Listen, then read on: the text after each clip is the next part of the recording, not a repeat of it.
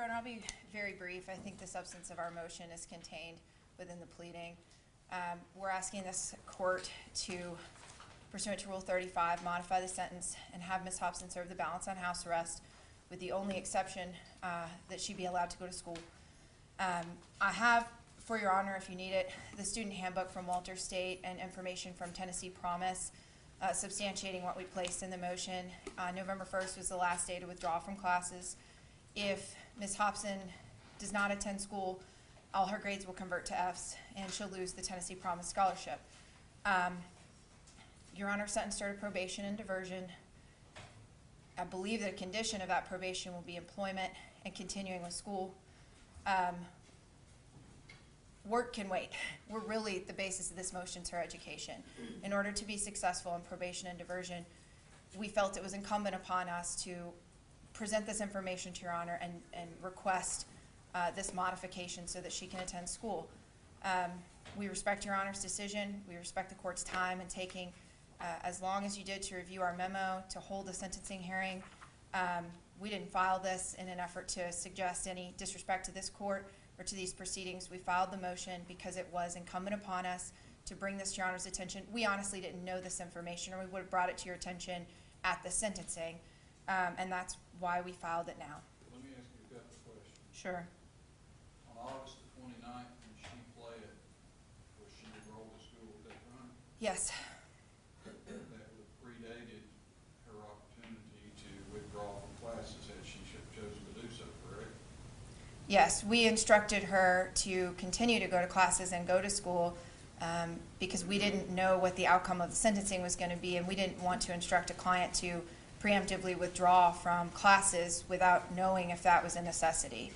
Well, did this court not instruct her, and I'm certain that I did because I do every single case for someone who pleads and they're applying for probation or diversion, did this court not instruct her, specifically go over with her at that hearing, that there were no promises, no agreement as to what her sentence would be? We did that in court and then specifically went over the court's options.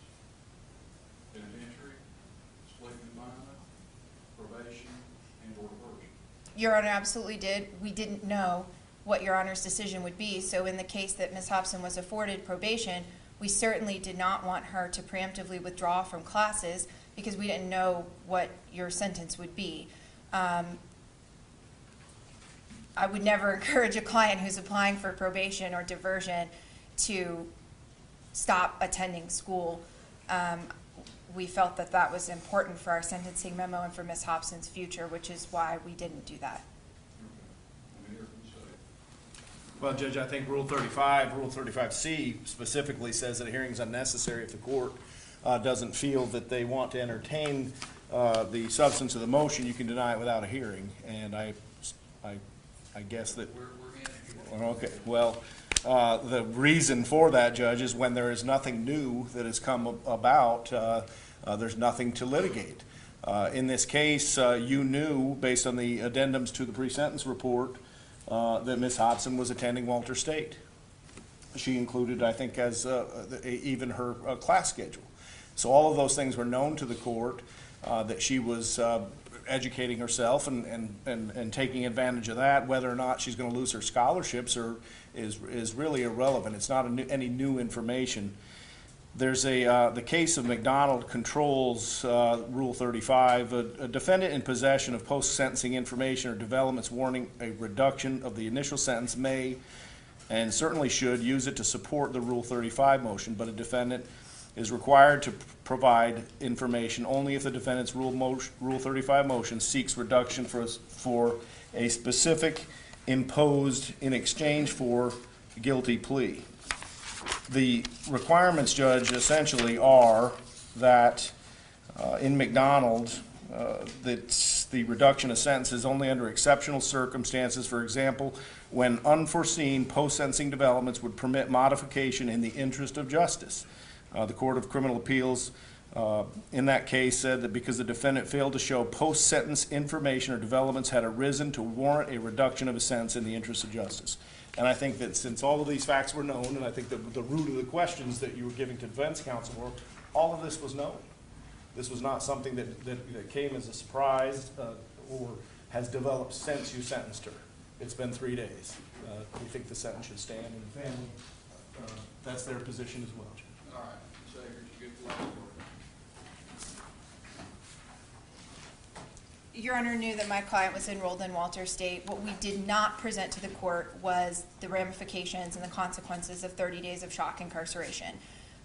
Because Let me stop you for just a second. I think you're misapprehending what the court did. It may be characterized as shock incarceration, but 30 days was the maximum time I could give her in custody and still give her diversion. That's why it's 30 days. fair enough, I heard the term shock incarceration and I assumed that that was the purpose. Your Honor, we did not present to the court that a sentence of 30 days would result in a loss of scholarship funds. We did not present to the court that it would result in all Fs and a complete, the consequences were not presented.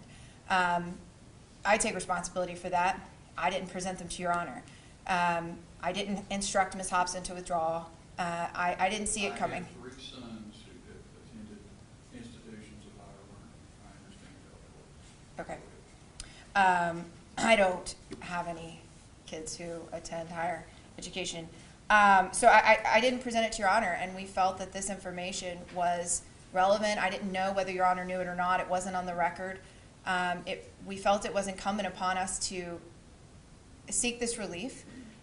There's a provision to do so. If Your Honor is not inclined to grant house arrest, we would ask if Your Honor would consider a work release. I confirmed with the Knox County Detention Facility, they have 2 male inmates currently serving time up there who are leaving and going to work at restaurants. We would not ask for Ms. Hobson to leave and go to work. We would ask for her to be able to leave and go to school. We understand Your Honor's decision and your sentence in this case, and we respect it, and we'll respect whatever decision Your Honor hands down today. But we did think it was relevant information to present to the court this morning. Okay. Your Honor, may I add just something on Ms. Hobson? I've noted the court indicating 3 sons in college and they're sending withdrawal date, and I think we understood that as well. What we didn't know until she went into custody is the court may be familiar with the HOPE scholarship for 4-year institutions. She is on Tennessee Promise. The HOPE scholarship program, as we understand it, has a hardship clause where if you have an event, say a death of a family member or an emergency event, and we think we could qualify that, you can withdraw for that hardship. How's it an emergency, Mr. Bosch? She pled on August the 29th. This court specifically explained to her what the court's sentencing options were and that there was no agreement as to the imposition of sentence. I understand, if I may explain, that we're confident that under what was the HOPE plan, which we're not in, we're in Tennessee Promise. Tennessee Promise does not have such a provision. We were unaware of that until she went into custody. That's the distinction, and that's why, again, as Ms. Hobson said, if even the court would consider letting her out on a work release type thing to attend what is about 2 weeks of school, it impacts her financially and educationally for the rest of her educational career. That's all she needs. So that's what we're asking for. Again, respecting the court's decision, we understand these were unforeseen. Maybe the court can argue you should have dove into Tennessee Promise, found out what the withdrawal requirements were. We didn't. But we did make an assumption that Promise and HOPE would have a similar provision. They do not. Okay. Anybody else want to say anything else? All right.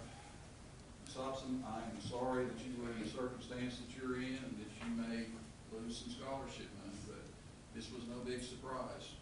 When you pled guilty on August the 29th, this court specifically explained what this court's sentencing options were, that there were no promises. The state was not agreeing to the imposition of a specific sentence.